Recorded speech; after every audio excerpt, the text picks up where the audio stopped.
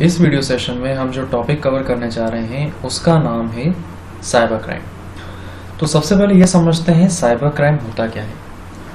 Cyber crime एक ऐसा अपराध है जिसमें कंप्यूटर और नेटवर्क शामिल होते हैं। क्राइम मतलब होता है अपराध, और यदि कोई अपराध डिजिटल माध्यम से किया जाए, डिजिटल माध्यम यानी जिसमें उपयोग में लिया जाए किसी कंप्यूटर को या किसी नेटवर्क को। कंप्यूटर या कंप्यूटर नेटवर्क में किए जाने वाले या इनके माध्यम से किए जाने वाले अपराध को साइबर क्राइम बोला जाता है। साइबर क्राइम से कोई क्राइम करना कंप्यूटर क्राइम कहलाता है। किसी की पर्सनल जानकारी को प्राप्त करना और उसका गलत इस्तेमाल करना, किसी की पर्सनल जानकारी को कंप्यूटर से निकाल लेना या चोरी करना भी साइबर क्राइम के अंतर्गत आता है। किसी की निजी जानकारी को बगैर उस व्यक्ति को सूचना दिए लेना एक प्रकार का अपराध है, और उस जानकारी का दुरुपयोग करना भी साइबर क्राइम के अंतर्गत माना जाता है। अब हम बात करेंगे कि कितने प्रकार के ऐसे अटैक हैं जो साइबर क्राइम के तहत आते हैं, जिनमें से सबसे पहला है स्पाईवेयर।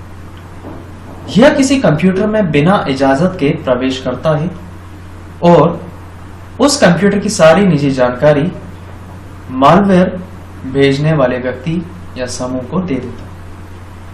स्पाई मतलब होता है जासूसी, यानी कि यह आपके सिस्टम में बगैर आपको सूचना दिए प्रवेश करेगा और आपकी हर एक गतिविधि पर नजर बनाए रखेगा।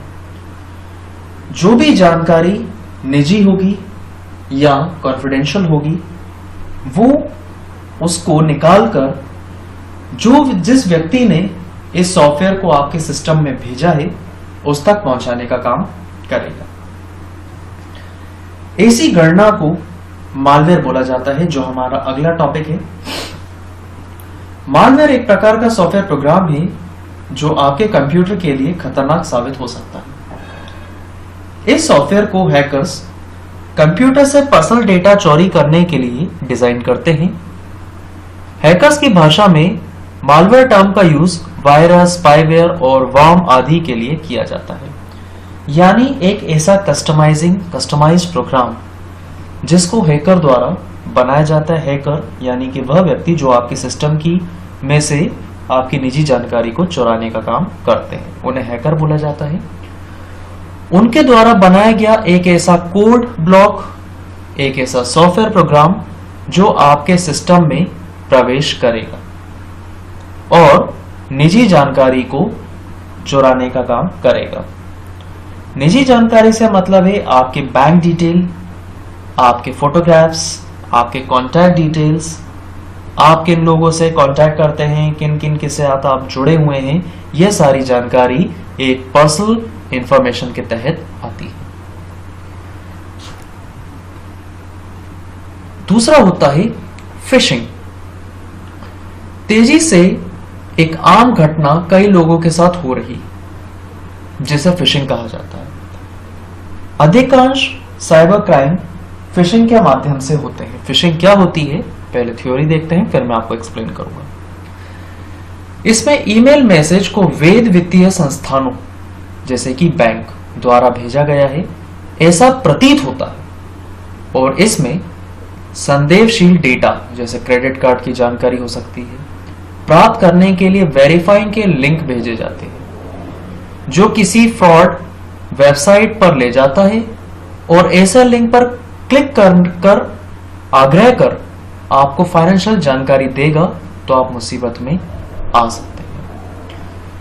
कहने का यह मतलब है, फिशिंग मतलब होता है जालसाजी, जो हैकर द्वारा किसी भी व्यक्ति को फंसाने के लिए एक जाल बिछाया जाता है। जाल का यह है कि आपको एक ऐसा मेल आ सकता है जो दिखने में एक तरह से जेन्युइन लगेगा। जैसे एग्जांपल में यहां पर दिया हुआ है, बैंक के थ्रू आने वाला एक मेल, हालांकि उसमें लोगो, कलर कॉम्बिनेशन, नाम ऑलमोस्ट हमें लुक एंड फील उसका बैंक के जैसा लगेगा। किसी भी बैंक का, जिस बैंक में आपका खाता हो भी सकता है, नहीं भी हो सकता है, तो लुक एंड फील इसका बिल्कुल बैंक जैसा लगेगा, कलर कॉम्बिनेशन बिल्कुल आपको बैंक की जैसा फील होगा। और वहां पे आपको लिंक दिया रहेगा कि फलाना लिंक पे क्लिक करिए तो आपकी सर्विस जो कुछ पेंडिंग रखी हुई हैं वो एक्टिवेट हो जाएंगी।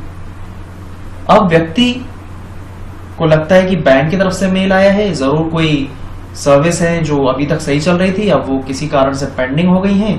ठीक है, मैं इस पे क्लिक कर देता हूं और वो एक्टिवेट हो जाएगी।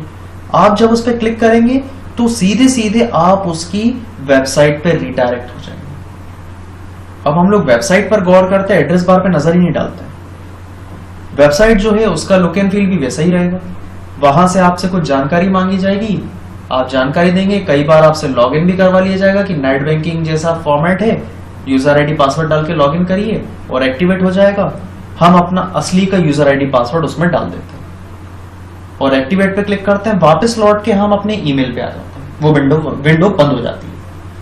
अब हमें लगता है कि हाँ, जो सर्विस पेंडिंग थी अब वो एक्टिवेट हो गई है। वहां से मैसेज भी आता है, हाँ ठीक है, अब आपकी सर्विस निरंतर रूप से जैसे चल रही थी वैसे ही चलती रहेगी, एक्टिवेट हो गई है। लेकिन ये बैंक से कोई मेल ही नहीं था, और तो और ऐसी कोई सर्विस ही नहीं थी जो पेंडिंग हुई। लेकिन इस पूरे सिनेरियो में जाने अनजाने में हम अपनी नेट बैंकिंग का यूजर आईडी पासवर्ड दे चुके, तो ये निजी जानकारी हमसे जालसाजी के रूप में मंगवा ली जाती है, जिसको फिशिंग अटैक बोला जाता है। चौथा टाइप है स्पैम मेल। स्पैम मतलब होता है फर्जी। किसी व्यक्ति को एक विषय पर बार बार मैसेज को भेजना स्पैमिंग कहलाता है। स्पैमिंग मेल का मुख्य उद्देश्य यूजर के कंप्यूटर का डेटा चोरी करना होता है, जैसे ईमेल, फेसबुक, व्हाट्सएप पर सबसे ज्यादा स्पैमिंग पर होती है, अर्थात अवांछित संदेश और विज्ञापन लोगों को भेजना स्पैम कहलाता है। कई बार रूमर्स फैलाए जाते हैं, लिंक्स भेजे जाते हैं लोगों को अट्रैक्ट करने के लिए कि ये फलाना लिंक आप लोगों को शेयर करें और इस पर क्लिक करें तो आपको कोई स्कीम के तहत आपको रिवॉर्ड्स मिलेंगे। ऐसे घर बैठे कभी भी कमाई नहीं होती, ये हम सब बखूबी जानते हैं।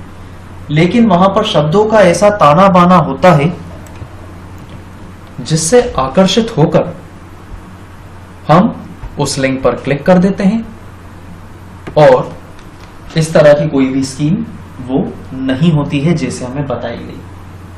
तो किसी व्यक्ति को रूमर्स या अनऑथराइज्ड मेल्स जब रिसीव होते हैं तो वह मेल्स स्पैम कहलाते हैं। आप जीमेल में अगर आपको इस तरह का कोई मेल आ रहा है तो आप उसको मार्क एज स्पैम भी कर सकते हैं, फिर वो आपको इनबॉक्स में नहीं मिलेगा। अगर कोई व्यक्ति वह मेल दोबारा भी आपको भेजता है तो वो सीधा स्पैम फोल्डर में चला जाएगा, जिससे आप डिस्ट्रैक्ट नहीं हैं। बात करते हैं लॉजिक बॉम्ब के बारे में। लॉजिक बॉम्ब जिसे स्लैग कोड के रूप में जाना जाता है, कोड का एक ऐसा दुर्भावनपूर्ण टुकड़ा है जो एक विशिष्ट घटना द्वारा ट्रिगर होने पर दुर्भावनपूर्ण कार्य को निष्पादित करने के लिए जानबूझकर सॉफ्टवेयर में डाला जाता है। यह एक वायरस नहीं है, हालांकि यह आमतौर पर एक समान तरीके से व्यवहार तो करता है। यह चुपके से उस प्रोग्राम में डाला जाता है जहां ये निर्दिष्ट शर्तों के पूरा होने तक निष्क्रिय रहता है। वायरस जैसे दुर्भावनपूर्ण सॉफ्टवेयर में अक्सर लॉजिक बॉम्ब होते हैं जो एक विशिष्ट पेलोड या पूर्व निर्धारित समय पर चालू होते हैं। लॉजिक बॉम्ब का पेलोड सॉफ्टवेयर के उपयोगकर्ता के लिए अज्ञात है और वह कार्य जिसमें वह अवांछित रूप से निष्पादित करता है। इसको मैं समझाता हूं एक्चुअली इस थ्योरी का मतलब क्या है। लॉजिक बॉम्ब सॉफ्टवेयर के अंदर एक ऐसा छुपा हुआ कोड होता है जो एक निर्धारित समय आने पर एक्टिवेट हो जाता है।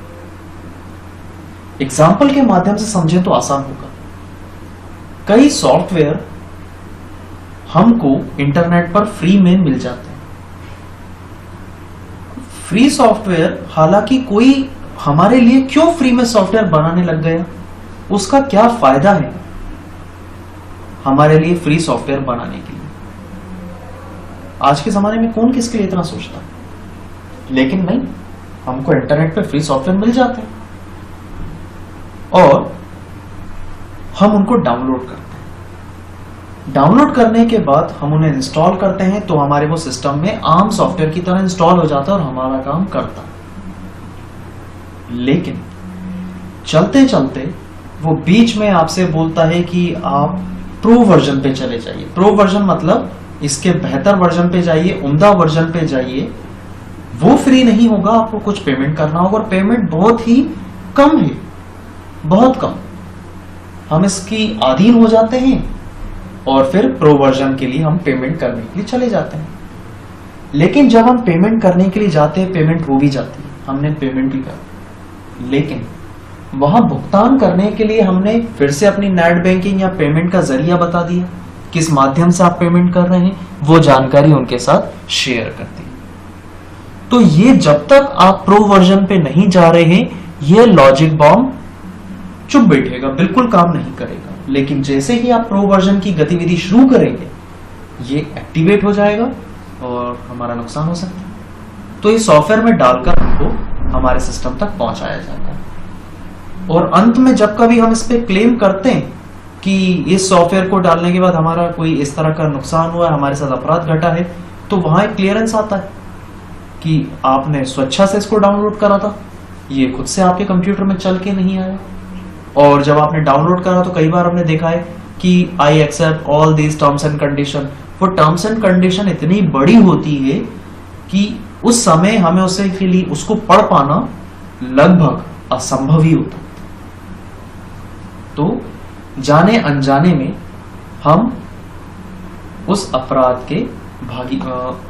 के शिकार हो जाते हैं। अब इसके बाद बात करते हैं हैकिंग के बारे में। बहुत आसान सी चीज है। जब कोई व्यक्ति किसी उद्देश्य के लिए आपके सिस्टम फंक्शन यानी कंप्यूटर, नेटवर्क, सर्वर आदि में कमजोरी को ढूंढे और फिर सिस्टम को अपने अनुसार मॉडिफाई करके डेटा को चुरा लेता है या नष्ट कर देता है या फिर उसे बदल देता है, तो इस प्रक्रिया को हैकिंग कहा जाता है। कुछ कमजोर कड़ी को ढूंढना और उसके माध्यम से सिस्टम में प्रवेश कर जाना और हमारे लिए एक नुकसान या कठिनाई पैदा कर देना हैकिंग कहलाता है। नेक्स्ट है आइडेंटिटी थेफ्ट। आइडेंटिटी मतलब होता है पहचान। आइडेंटिटी चोरी साइबर क्राइम में सबसे आम बात है। इसमें किसी की व्यक्तिगत जानकारी जैसे कि बैंक अकाउंट, आधार कार्ड नंबर या क्रेडिट कार्ड नंबर, आधार कार्ड नंबर भी बताना अब रिस्की है क्योंकि सारी चीजें हमारे आधार कार्ड के नंबर से लिंक्ड हो चुकी हैं अधिकांश रूप से। उसके जरिए वित्तीय लाभ उठाने या अपराध की कोशिश की जाती है, उसको आइडेंटिटी थेफ्ट कहा जाता है। आखिरी है इसके बाद स्पूफिंग। स्पूफिंग में कोई साइबर क्रिमिनल किसी वेबसाइट या ईमेल आईडी या कॉलर आईडी को ट्रैक करके आपसे कुछ एक्शन परफॉर्म करने के लिए कहेगा, जैसे किसी फाइल को डाउनलोड करना या लिंक पे क्लिक करना। ये बताने की कोशिश करते हैं जो वह नहीं होती। स्पूफ का बेसिकली हिंदी में मतलब होता है धोखा, धोखाधड़ी। स्पूफ वेबसाइट, ईमेल आईडी या लिंक ओरिजिनल में इतने ज्यादा मिलते जुलते हैं कि आपको लगता है कि यह सही है, ऐसा करना चाहिए, इसमें कोई नुकसान नहीं है, या आपको विश्वास जताते हैं। जैसे कि एक हैकर ऑफिशियल ईमेल एड्रेस की जैसी मिलती जुलती ईमेल आईडी बनाकर आपको मेल करता है और उस मेल में एक लिंक पर क्लिक करने के लिए आग्रह किया जाता है। जब आपको लगता है कि यह मेल सही है क्योंकि वो ऑफिशियल जैसा दिखता है, तो आप उस लिंक पर क्लिक कर देते हैं और एक बार लिंक पर क्लिक करने के बाद वायरस हो या मालवेयर्स हो आपके कंप्यूटर में डाउनलोड हो जाते हैं और वो आपके कंप्यूटर से इंफॉर्मेशन कैप्चर करके हैकर को भेज सकते हैं। अब एक छोटा सा सवाल, इन चीजों से समझ में तो आ गया कि अपराध किस किस तरह से घटे जा सकते हैं, लेकिन इनसे बचने का क्या तरीका है जिनसे इन चीजों से बचा जा सके, साइबर क्राइम से बचा जा सके।